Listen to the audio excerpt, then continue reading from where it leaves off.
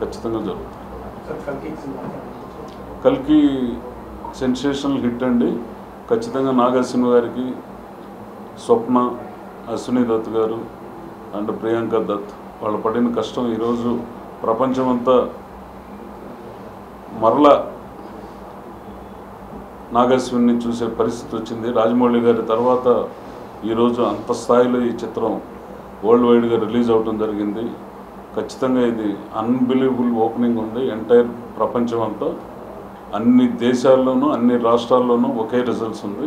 ఖచ్చితంగా ఇది all time record, ఒక పెద్ద సినిమా కింద.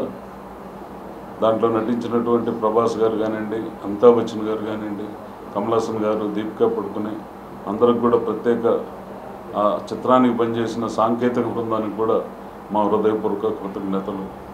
నమస్కారం. భవిష్యత్తులో యాజ్ ఏ ప్రొడ్యూసర్గా ఆర్బి చౌదరి గారితో కలిసి అనేక సినిమాలు నిర్మించాము. ఫ్యూచర్ ప్లాన్స్ ఏంటి సార్? మళ్ళీ ఆ సార్తో కలిసి జరుగుతున్నాయండి, షూటింగ్లు జరుగుతున్నాయి. అవి ఇంకా నెక్స్ట్ 6 monthsలో రిలీజ్ కూడా వస్తాయి.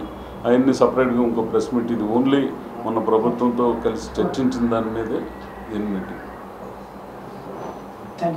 రైట్.